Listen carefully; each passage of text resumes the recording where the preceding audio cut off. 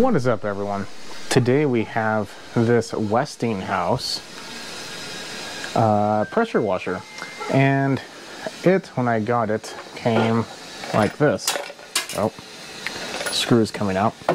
Yeah, generally not good. Missing the air filter, and naturally that's already getting kind of sketchy. I did a little looking around, and as soon as I saw that little vent, I instantly realized this is basically a repurposed Predator 212. I mean, it's even a 212cc, and it just looks like a Predator that just has a sticker and it's blue. So we pretty much have a Predator here that has a pump on it. It is a 3200 psi pump at 2.5 gallons per minute, so it's pretty decent. I don't know what the quality is though, but it's pretty decent. The problem is though, no moving it. So I don't know if the pump is bad, the motor's bad, the pump blew and then destroyed the motor blew and then destroyed the pump, or maybe it just was sitting for a long time with the cover off and just has a bunch of junk in the cylinder and needs to be cleaned out. Don't know. You and I are going to find out. I'm hoping I don't have to switch this motor out because this is going to recycle that machine if it is.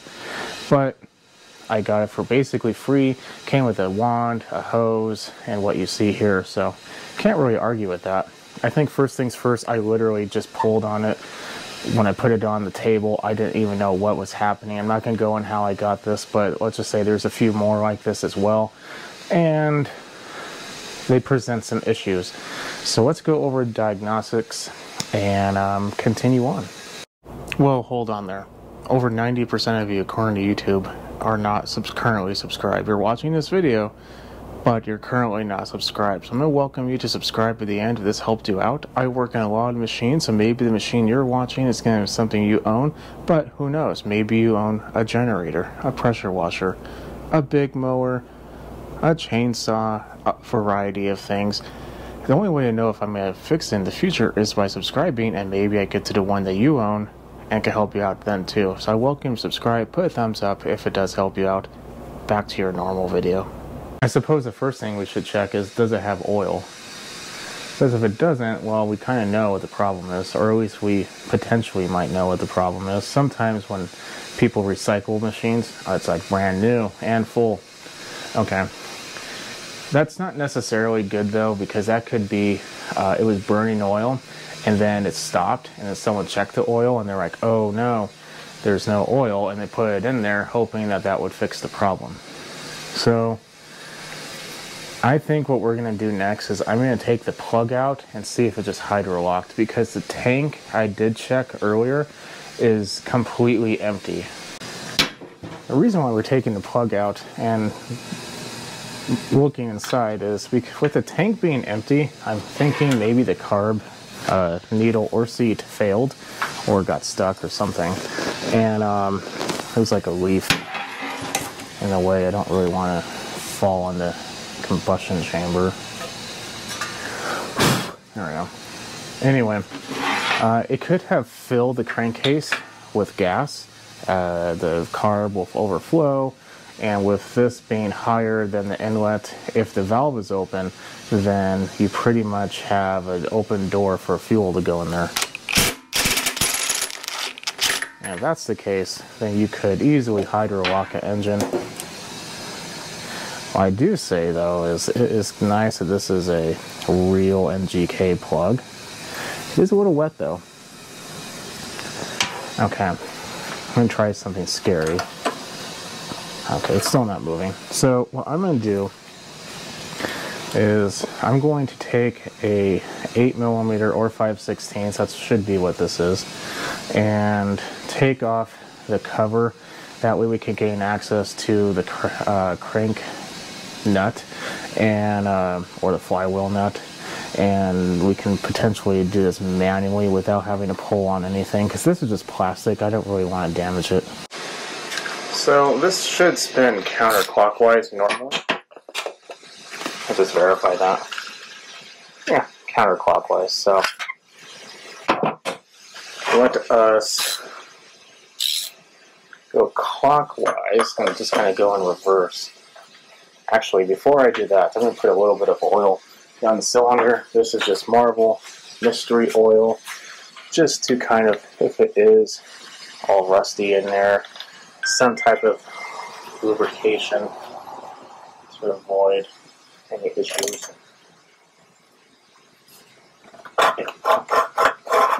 Well, got it free. It's definitely a little crunchy in there. Let's go the other direction.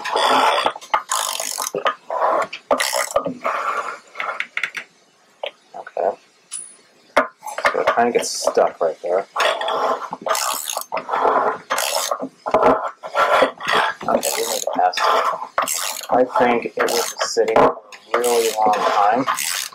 So I'm basically going to add pretty much double the amount of oil I just put in there. And then I'm going to put this on a drill.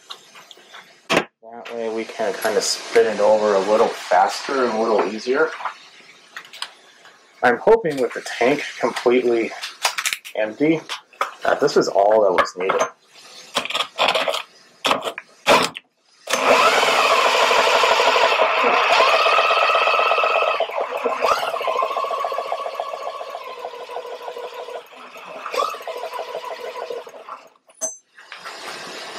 Okay. Let's see here, is it easy to get?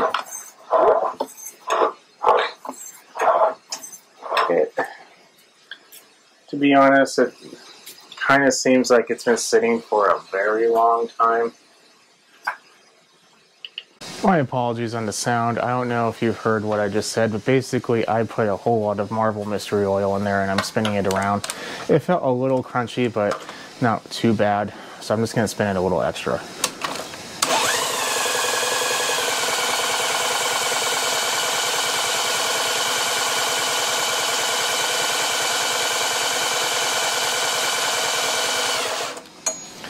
And that's just to kind of make sure everything is in there.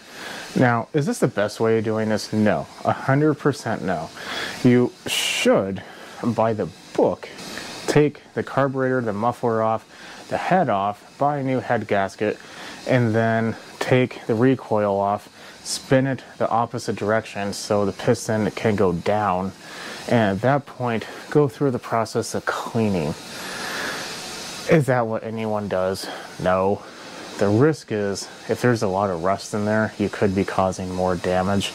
But to be honest, this is a free machine. I don't know the condition of the pump. I already have a motor that this could go on, no issue. Or excuse me, a pump. No, I said it right. I have another motor that this pump can go on, no problem. And it wouldn't be an issue. So I'm not too concerned, and like I said, it's free. So if you're doing this and it's your prized possession, know that this probably will work.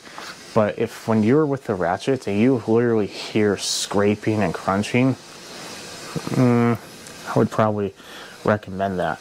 You definitely, though, need to put oil. That's very important. If you don't put oil in there, you are just asking for problems. That's why I mean, I don't know how well it comes across on camera, but this is a little container.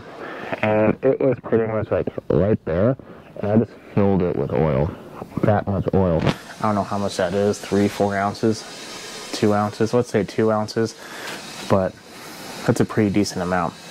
I think what we're gonna do now is I'm going to put the recoil back on. It will have, sorry about that noise, I'm selling in a bunch of stuff right now. A lot of the stuff that you see, I'm selling. Because 'tis the season of free stuff. Leave a comment below if you want to see videos, because I see other videos on YouTube. People going scouting, or how they find theirs, or garage sailing, you know, whatever they do to find their machines. I don't really like doing that just because I respect people's privacy. But if you don't want me to respect people's privacy, I mean, they are allowing people to show up at their house unannounced. So do you really expect a level of privacy like that? You know. Anyway, aside the point, I'm going to go ahead and put a little starting fluid down the intake, and then we will see if this will turn on. A little bit of a side note. Long few weeks ago, I used to work for a government agency, and that government agency, I was responsible, let's just say, of gathering information on people for a very not so great cause. Well, in their eyes it was, but not for the people I'm gathering information for. And one of the biggest things that you can do to respect your own privacy is go to Google and type in your address. Ooh, that could be cleaned up a little bit. Maybe take a drill and put a wire wheel on there real quick. I think that's what I'll do. But anyway, I'll do that while I'm talking. And find your address on Google Maps. At that point, you then request for them to remove the picture of your house. Because one, what's in front of your house, your vehicle most likely. If you have a trailer or RV, granted, that stuff can change over the course of time, but if you still currently see it on there and you currently have it, probably a good idea. I'm going to put a new plug in here, by the way. This is just for testing. In addition to that, some local counties will allow you to remove some of the public information they display of yours.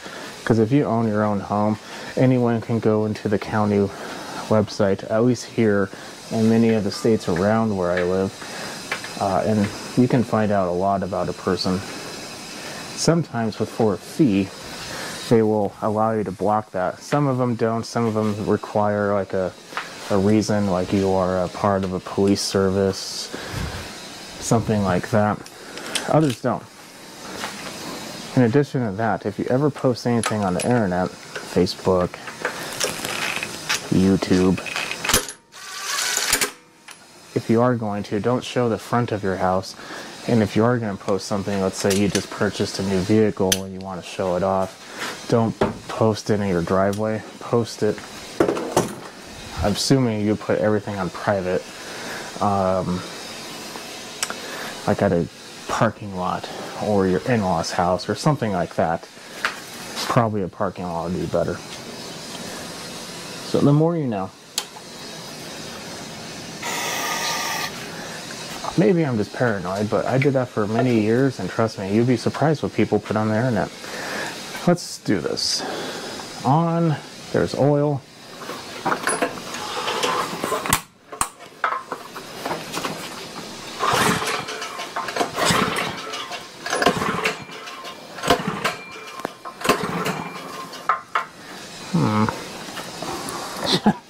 You know what I did forget to do? I forgot to plug in the spark plug. It helps, usually. Oh, I see some smoke. I think we probably just sucked it all out. Let's do this again. It will be smoky because of all the oil we put in this cylinder, and we might have fouled the plug.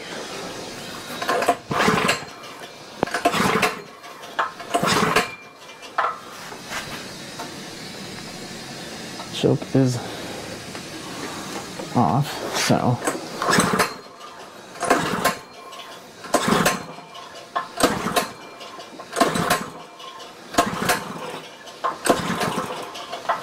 I think we're getting closer. I think we might have fouled the plug. Now it's kind of drying itself off.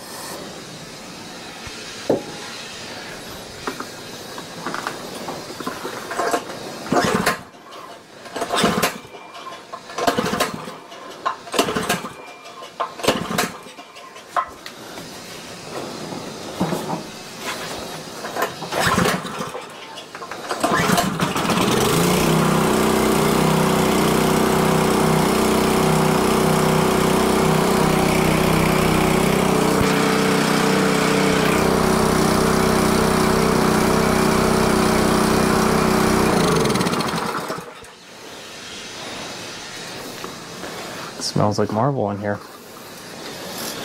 Yeah, no, has maybe a little bit of fuel in there. Apparently I was wrong. But, excuse me, let me catch my breath a little bit. Okay, well, it runs. It's been about 5 minutes or so. Answered a phone call, caught my breath. I did pull pretty decent. Let's, actually no, let's leave that choke off. Turn this on. Let's make sure how much fuel is in there. Because I could have swore it was bone dry, but to be honest, it could have been one that was just like this. And maybe I got the two confused. You know what? I smell gas in there, so it probably has a little bit. At the very least, there's some in the carb. We know that much. So let's give it a pull and see if it starts. If not, we'll use the choke.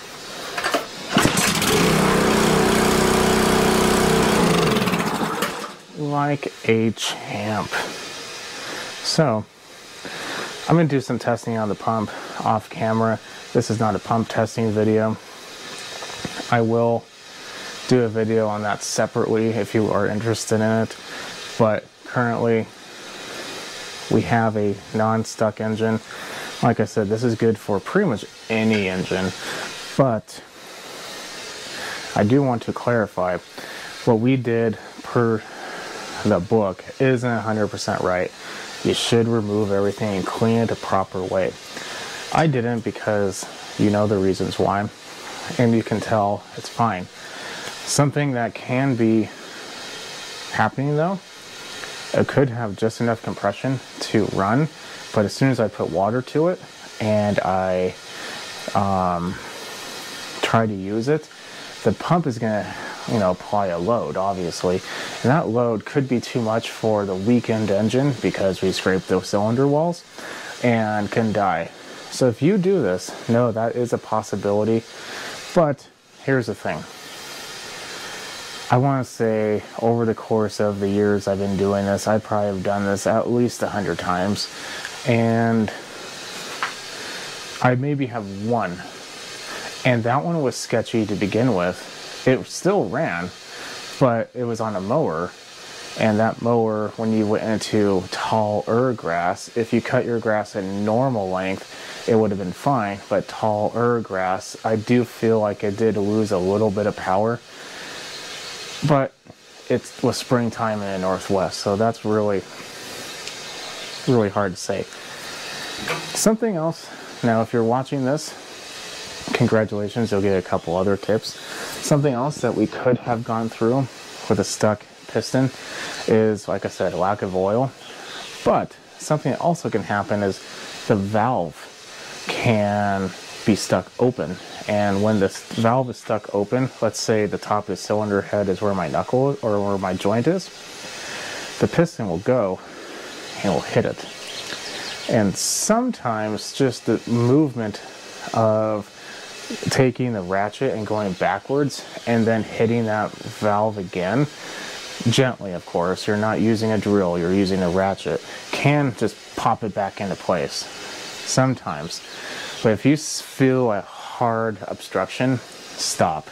Take the valve cover off and see if one of the valves is stuck shut. If it is, there's a couple ways of doing that. A small hammer might be a good idea, and some lube, WD-40 on the valve stem. If that is not happening, then you could have a bent valve or maybe just a really stuck valve, and you need to remove the head. If it is a bent valve, you replace the valve, replace the head gasket, put it back on, you should be good to go. Of course, lap the valves and clean the combustion cylinder chamber, and you're fine. That is pretty rare. And if you have that going on, you might also want to look and see why that was occurring, because it really shouldn't have unless something bad happened. So beware. Like I said, maybe one or two. This has not been a solid repair method. I'm going to go ahead and use this a little bit on my driveway. Tis the season of pressure washing the driveway, so I'm going to use that to clean one of my driveways. And then I have another one, stay tuned, that's very similar to this one, a different problem to use on the other driveway if it's working. I'm going to leave you at that. Follow me on Instagram at smallengine101. Leave a thumbs up, that helps me a lot. If you have any questions, feel free to ask them in the comments below. If you want personalized help, that is something I offer with memberships, so feel free to subscribe or to join my members. And yeah, I'll see you at that. Have a nice day. Good night.